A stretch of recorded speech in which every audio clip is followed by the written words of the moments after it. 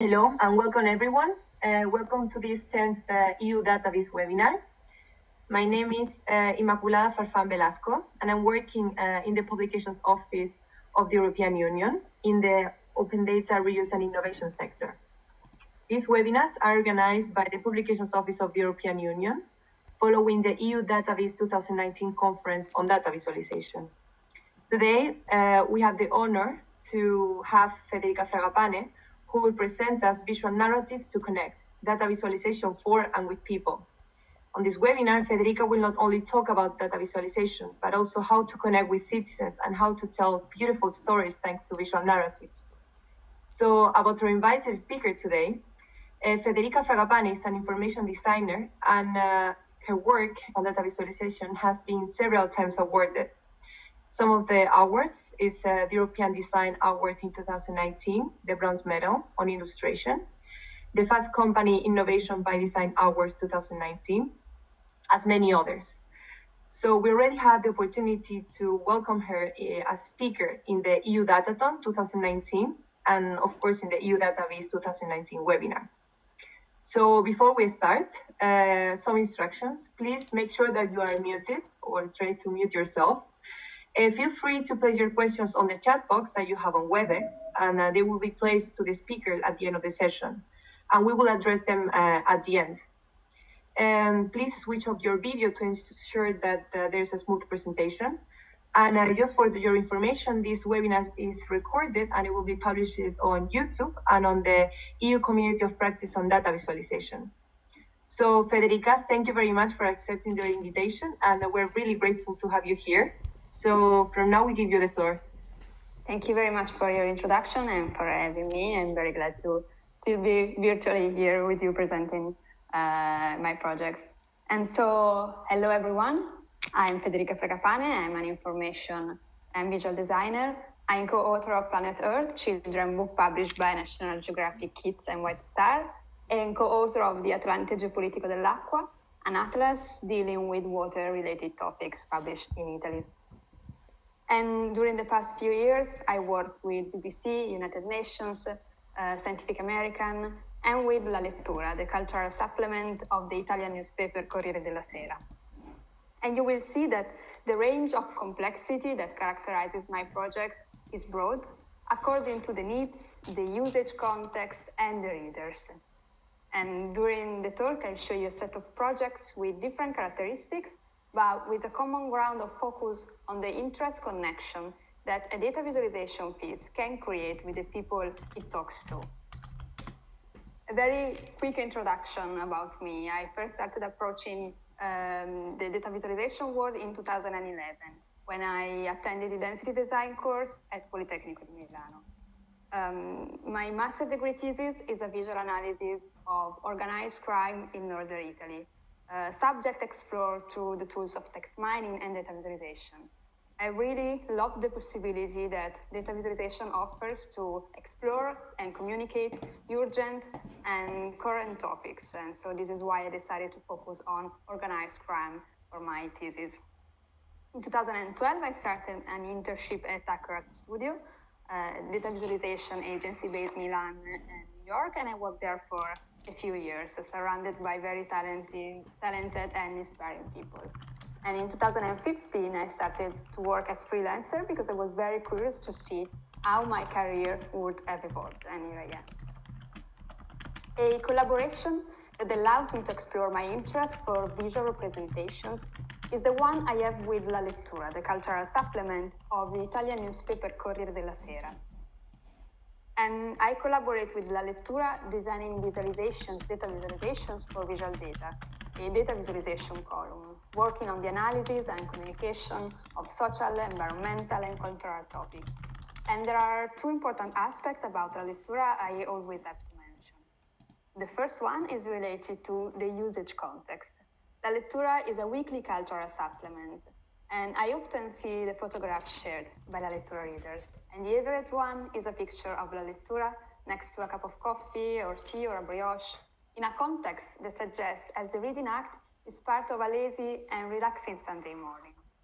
Reading La Lettura is a slow process, and knowing this is a very important aspect for my design approach the visualizations. I like to think about them as the visual equivalent of long articles, a way to create a slow reading interest connection with the readers.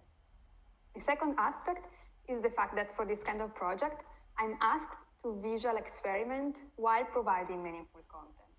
And so the intersections of these two requests allows me to work on pieces that have, of course, an informative purpose, but are also at the same time next to the data art field, in order to engage the readers with visually experimental shapes.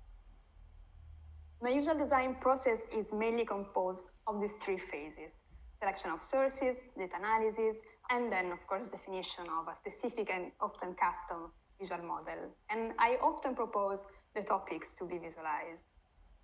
And as data visualization designers in general, we are people talking to people. And so during the research process and also the design process, I often ask myself, what would interest me as reader? I try to put myself in my potential reader's shoes. And then, of course, I would also ask myself, okay, is this topic, are these shapes, can they be also visually interesting for someone else apart of myself? Of course, I won't ever have a sure answer. But I think that this exercise can be an effective starting point for finding interesting data sets to deal with. And then, after having found a story to be told, I think about the main visual story that I'm going to tell. There are some main stories that we can tell using different axes, using a scatter plot, so for instance, an horizontal or a vertical axis, a timeline, a map. So I try to figure out what is my main story. And then there are many visual variables I can use to define my new visual alphabets and to tell such stories using shapes, using different opacities, colors, lines, thicknesses, shapes, and so on. And finally, I create a composition that is made by the main structure and by the detailed visual elements that I overlay to the main structure. And there are the tools that I always use. I always use Adobe Illustrator for my static visualizations, but then I really often combine it with RawGraphs. RawGraphs.io is a free tool online. It's excellent. It's an excellent tool that I definitely recommend. And I'm going to show it to you super quickly. And then if you want, I can explain further to you in the question section. But as you can see, you can select the visual model, you can copy and paste your dataset there, and then you can very simply drag the columns in your dataset in the interface and see in real time the graph changing and evolving. And I use it almost every time to define the main structure of my piece, and then I define the details with Illustrator. And then the great thing is that you can download it or as SVG files, so as to edit them with Illustrator, but also as PNG file, for instance, so that you can put it on a presentation without having to furtherly edit it. So it's definitely a tool that I recommend. I'm now showing a visualization that I worked on, and it's an analysis of the 50 most violent cities in the world. It's to show you the design process behind this kind of projects. And the information has been extracted calculating the homicide rate per city. And in this case, as the main structure, I visualize the cities on two axes, arranging them on the vertical axis according to the population and ordering them on the horizontal axis according to the homicide rate. And I also wanted to visualize the total number of homicides per city. And this is one of those cases in which we are showing data that have people behind them. And there are many cases in which data visualization dealt with very dramatic information, keeping a very good balance between communicating the data, but also respecting the humanity behind it. I wanted to work on this kind of balance too, keeping in mind that I have physical constraints because I'm working for a printed supplement, and so I have a layout constraint to think about. I would have liked to show one visual element for one homicide to represent one single homicide, but considering the number of homicides and the space that I had, it wasn't doable. So I decided to, in order to find a balance between the readability of the visualization and the respect of what the visualization meant, I decided to use one line to represent 10 homicides. And I created for each city these elements made of going lines because I wanted to work on these going feelings and I wanted to give a shape to the information that I was working on. And then I added a few informative layers, and this is something that I often do when I work on this kind of projects. I work on different layers of information to give the users the possibility of reading the topic I'm talking about with different neatnesses of analysis. So here the first layer is given by the number of homicides, but then I use the color to represent the change in the number of homicides if compared to the previous year. And then I added other layers such as, for instance, the country represented by a set of symbols and the geographical region represented by different dashed lines. And this is the final piece. So as you can see, there is a main structure given by the scatter plot and the size of the cities, so as to give the readers the possibility of immediately seeing some information very quickly. But then in this case, there are also elements that need time to be read. And this is something that, as I was mentioning, this slow reading connection is deeply connected to the kind of medium I'm working for and the design and the reading approach to this medium. Another visualization I worked on recently is an analysis of population density by country. In this case, I had used a source, World Bank. And the dataset provides the information on the density for all the world's countries.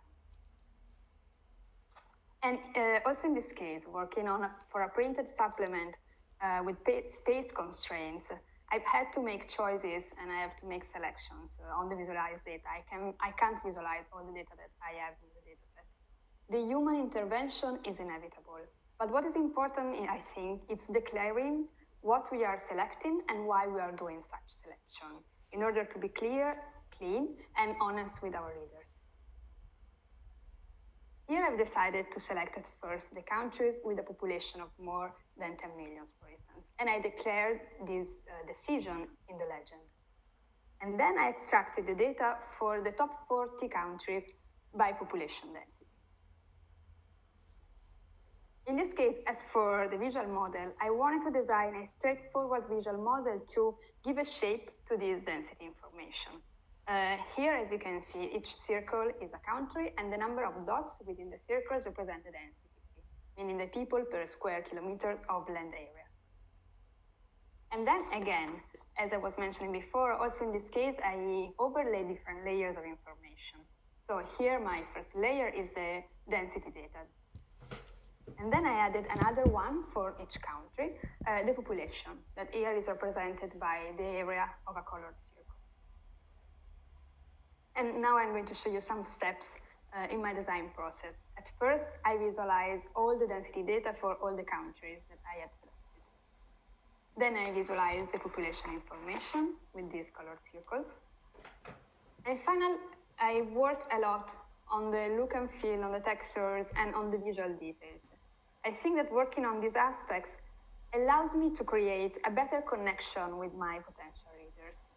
My goal is to communicate with them, and having a certain care for colors, textures, and details, I think that helps me in catching their attention at first, and then in starting a conversation with them, a dialogue with them. That is my main goal. Also in this case, I finally added a new additional layer of information, a set of symbols to represent the geographical area. And this is the final visualization. And these are some details from it. And again, there are different layers of information. A main one that you can quickly see with the eyes, that is the density information. And then something more detailed, as for instance, the symbols that represent the geographical area.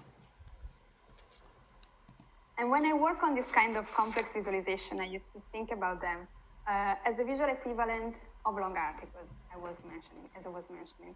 I'm writing with visual alphabets and sometimes also experimenting with new visual letters. And this is why it's very important for me to provide the readers all the tools to read such alphabets. And this is why designing a clear legend that explains how to read everything, how to read the visualization, is essential. And I dedicate a lot of time to the visual explanation of the projects I work on. And after having designed visualization and legend, it's very important to test them. My parents are my favorite testers because, one, they can be very critical, and two, they are not DataViz experts. And therefore, they represent the majority of my potential readers.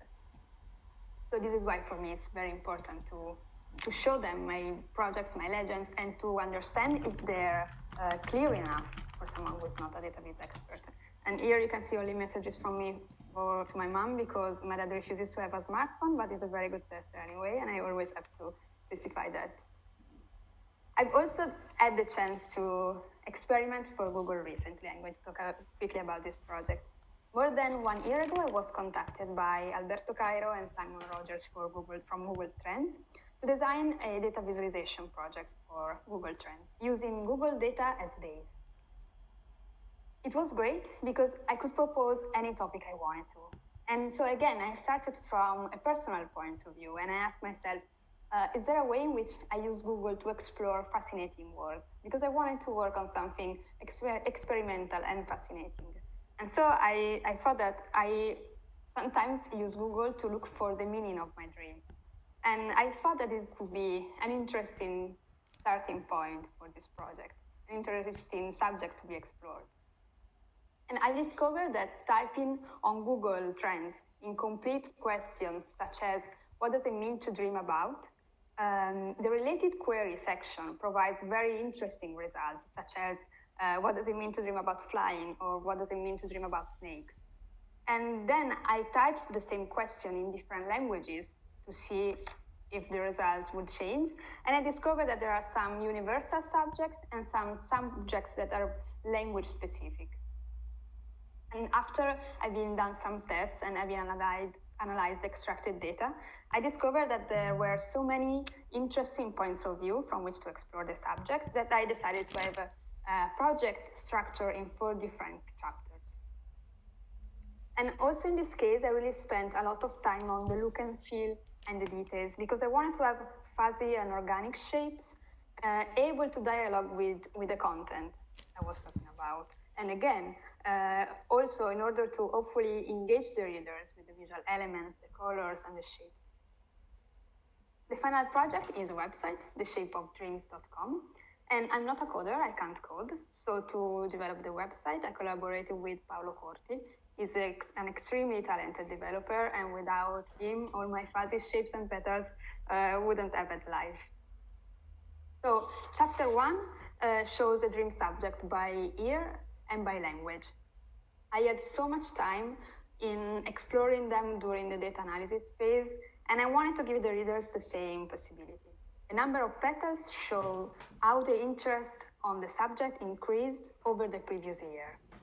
And dreaming about snakes and about falling teeth are definitely the most recurring ones, universal ones. Then I created some macro categories of dreams, such as family or natural elements or travelings, to see what are the universe, the generic universe that populate our sleep, and how they change according to time and language. Chapter 3 explore how the interest for the meaning of certain dreams changed over time. We found very interesting picks, such as dreaming about tsunami in 2011, for instance. And then I was interested in exploring the networks of dreams. So how the dream subjects connect different languages. There are subjects that connect specific languages or 2 specific languages in more than 1 year, as for instance, dreaming about crime in Arabic and in English. And I really wanted to show these connections. And I loved working on this project, both because of the contents that I was very curious of, but also because it allowed me, again, to visually experiment, always to create an interest connection with the readers. I'd like them to show another project I worked on, and this one is a personal one, so without any clients or commissions. A few years ago, my boyfriend told me about a boy he had met, an asylum seeker arrived from Somalia. We talked with him about his journey to arrive to Italy. And after our conversation, I started to think about how Italian media tends to focus more on the Mediterranean sea route, but there are often thousands of kilometers before that part and hundreds of days spent traveling. I immediately started to think about how I would have liked to use my professional competencies to talk about these journeys, sharing personal data about them. Months later, I've met a volunteer who works in a welcoming center, and I told her about my idea. She loved it, and she added that she had already in mind a group of people who could have participated into the project. And this is how I met MB, SS, MD, AL, SG, and TK. 6 asylum seekers arrived in Italy in 2016, and this is how the stories behind the lines and visual narrative of their journeys started. I met them in 2016, and they were hosted in a welcoming center in Vercelli. Vercelli is my hometown. And my idea was to communicate their experiences, giving a perceivable shape to their journeys. During our meetings, I asked them about their traveling line from their homeland to Italy, and with the help of Google Maps, reconstructed their routes point by point. For each point, I asked them about how many days they traveled to get there, which was the transportation, and how many days they stayed there before moving to the following place. In addition, I told them that I would have noted down every additional memory, comment, or note that they would have liked to add to their narrative. The data collection process was obviously completely different from the ones I'm used to. I usually look for sources and datasets online. But this time I wanted to exit from the digital world I'm too immersed sometimes and to go out, meeting and talking with the people who live the topic every day. And I believe in the fact that data visualization can be a tool not only to communicate to people, but also to give a voice to the people who don't have any platforms. And I really believed in this concept, and this is why I worked on this project. An aspect I was intimidated by was the fact that, considering the range of terrible experiences they've been through and the complexity of the topic, I was asking them very simple information. But this is because I really wanted to provide a clean, personal, and rational narrative to their stories, and this point for me is a focal one. I really believe that this topic deserves rationality and also simple clearness to be communicated and especially understood properly. And I think that sometimes the migration topic is subject to spectacularization by the media, a spectacularization that undermines a rational approach and a clean narrative. After our meetings, I started working on the visualizations. I decided to draw for each person a line, a unique line shaped by the lived experiences. And this unicity aspect was very important for me. I visualized the day's data as an horizontal line to keep the element as simple as possible. The blue line represents the days of stay in the city, and the light blue one, the days spent traveling. And then I've also represented the transportation as different dotted lines. The final project is a website, storiesbehindtheline.com. Again, I'm not a coder, and so to create the website, I collaborated with a dear friend of mine and a super talented designer and developer, Alex Piacenti. In the landing page, you can see the 6 lines with the initials of the 6 narrators. Each single story is precious, and for this reason, I wanted to be sure to give the lines their own space, showing them at first as a black line on a white background. Clicking on data, it is possible to see the day's data and the transportation data. The red dots represent the moments in which the narrators decided to share more detailed fragments from their stories, and clicking on them allows to read them. To give the lines context, that is essential of course, it is then possible to see the maps under such lines. The fragment in the circle is the Mediterranean Sea route, the part that many Italian media often talk about. But I really wanted to show all the routes, all the kilometers and the days that often media don't mention. I then worked on a second view, the distances view, in which I stretched the path to a vertical line, adding the travel kilometer, again, in order to provide a clean version. And this project talks about a very global and complex topic, using personal narratives to deal with it. And it's a very visually simple project, and without any pictures, to respect the privacy wills of the 6 narrators. And I think that, of course, it's important to address such a global and complex topic, talking about big numbers and showing the overall picture, to communicate it, again, rationally, allowing the readers to have a broad idea of what's happening. But at the same time, I think that also providing such small windows from which to look at the subject, to look at this topic, can be a good way to deal with global issues without losing sight the humanity that stands behind them. Many people were interested about the transportations. Eyal, a 17-year-old boy from Guinea, crossed part of the desert on feet. And some people highlighted and shared that part of his journey. And then the narrator's comments really moved many readers. A beautiful comment is the one shared by Yasji, a 26-year-old boy from Pakistan, who at the end of our meeting told me, "My mind is quiet now. I'm quiet because I'm safe, and that's why I love Italy." And many people were moved by the words of Eyal, who told me, "You have a beautiful life here because you know that you're safe." The project was a personal one, as I was mentioning, without any clients or commissions. Alex and I worked on it during the evenings and the weekends, but we did it very, very gladly because working on such a project was almost becoming a necessity, considering my job and the responsibility I was feeling to use it to give a contribution.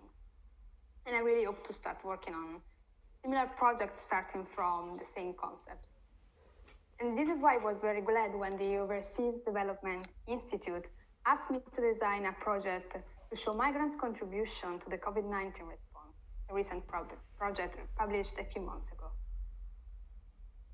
I worked on the project again with Alex Piacentini and ODI's Marta Foressi and Emi Lich.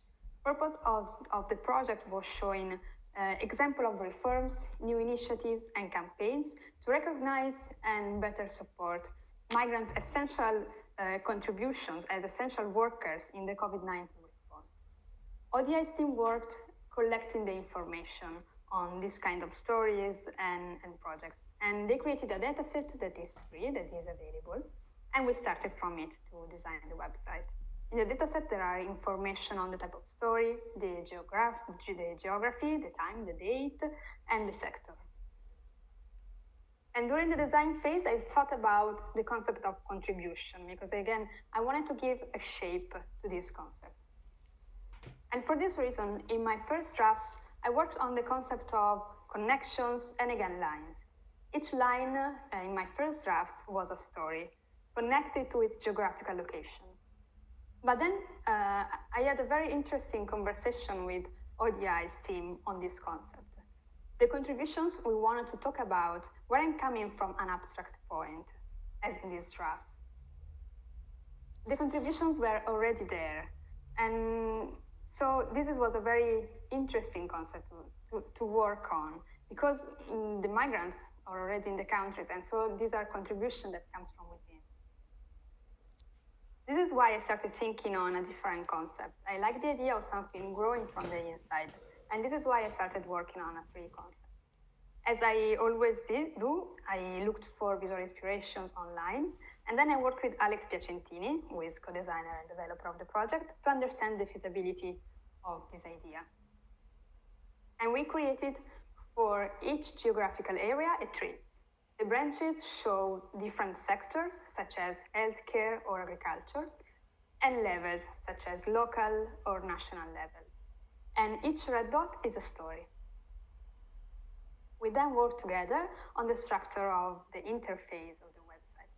The landing page shows all the trees, one for each area, and interacting with them allows us to explore the different stories. For each geographical area, it's possible to see all the stories plotted on a map and also categorized by sector. Clicking on them, clicking on the dots, allows to read the stories. ODIs wrote short text to describe them, and we visualized the information on the location, the time, and other additional data that we had. We also added the possibility of going to the original source to read the article or the original document. And the website allows to explore such initiatives by areas or by sectors. And I was very glad to use again very simple visual elements and shapes to talk about migrants, but this time talking about their essential contribution. I'd like now to show you again an example of a design process, this time using UE open data. So in this example, for this example that I'm going to show you, I use European Union Open Data Portal to look for the data. And in this case, I looked for data on COVID-19, data on COVID-19 cases worldwide. And I've downloaded a CSV that they provide. And this is the file that I downloaded. And as you can see, there are all the data for different countries and different months. So for the examples that I wanted to show you, I used the COVID-19 cases, and this is one of the two, in this case, layers of the information that I would like to overlay. I then thought that it would be interesting comparing the COVID-19 cases with the response measures in place. It can be an interesting comparison to do.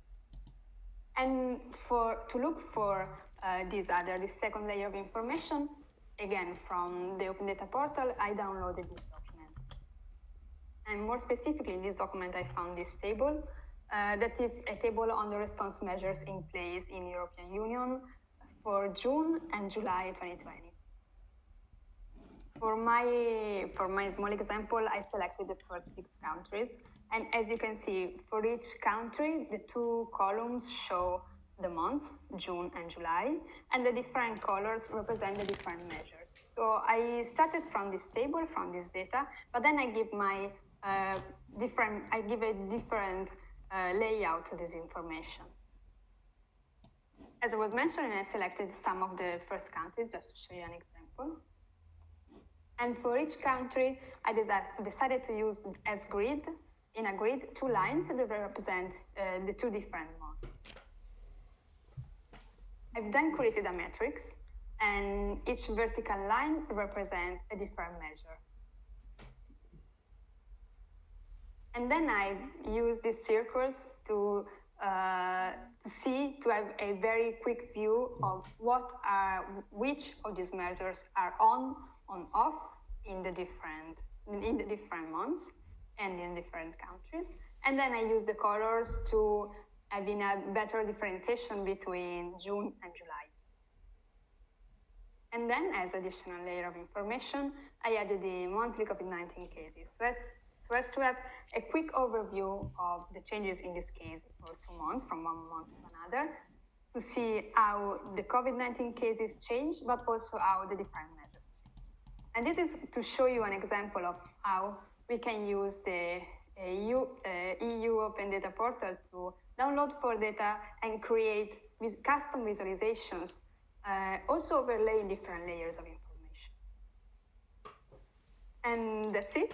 So during this talk, I show you different projects that, as I was mentioning, have different characteristics, also different readers, different usage contexts.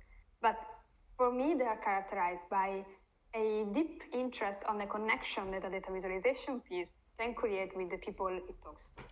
And this connection can pass through very simple visual elements that have very meaningful stories behind them, or through more complex and also experimental visual alphabets with the aim of creating with the readers a connection and engaging them.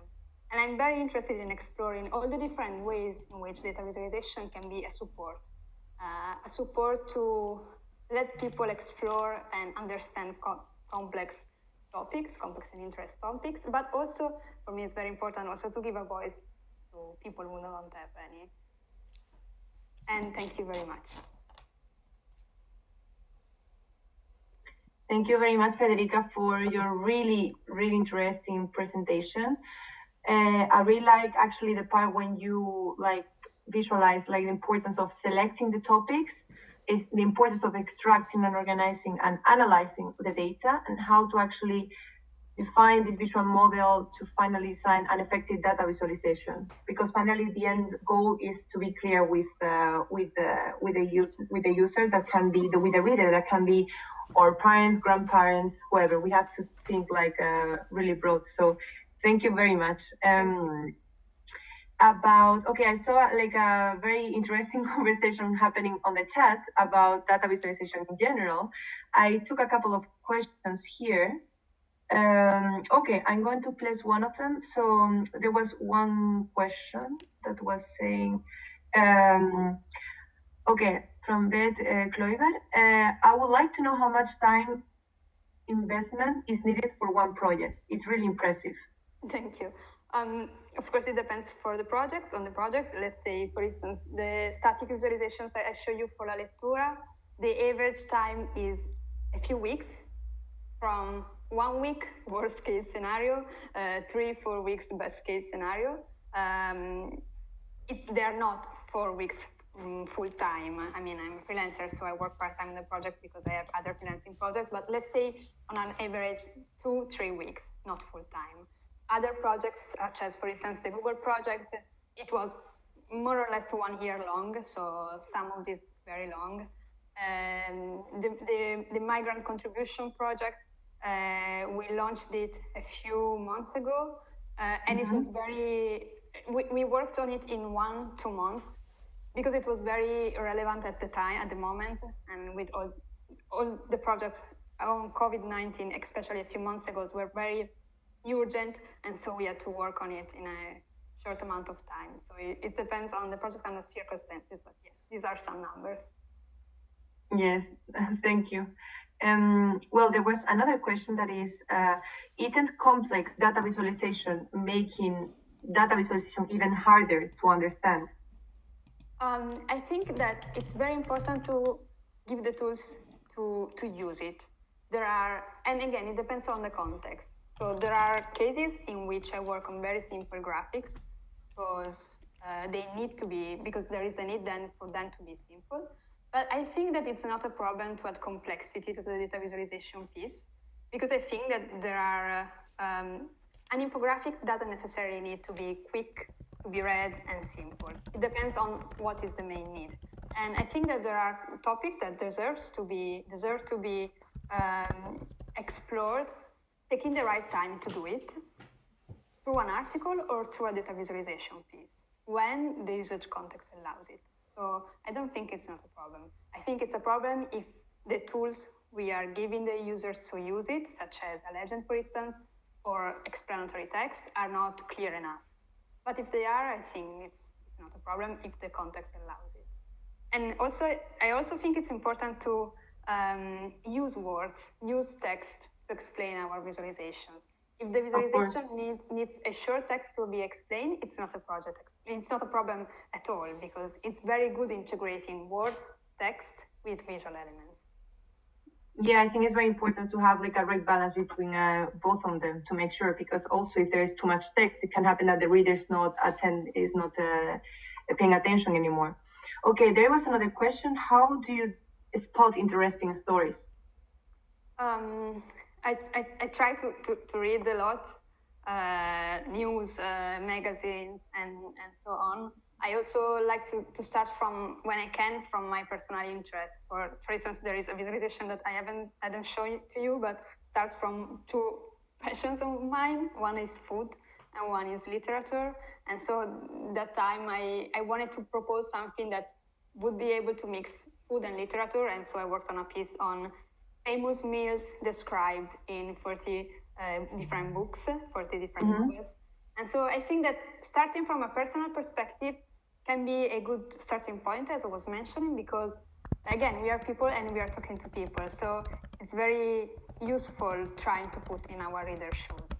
And then, of course, I try to stay as updated as I can on Twitter, on reading articles, reading different magazines, and so on.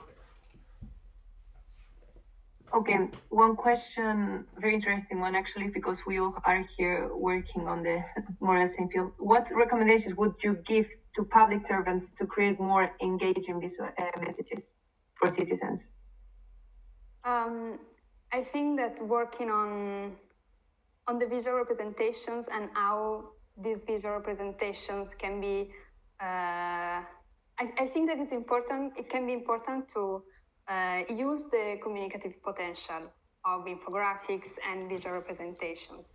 Also, trying to experiment a little bit, not to create something that is too complex, but to try to catch the reader's attentions, because there are two interesting aspects of it, I think.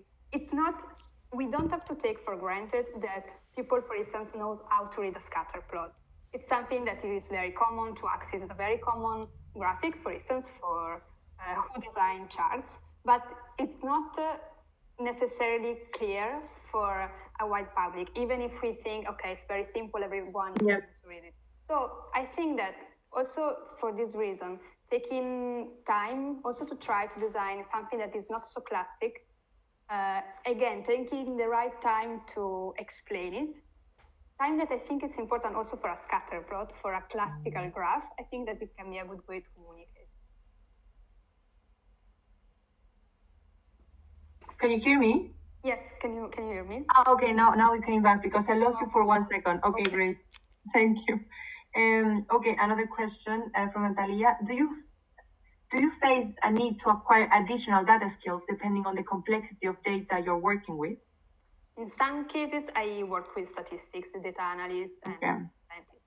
Not in the projects I show you, but there are projects in which the clients already give me their data and their analysis. Okay.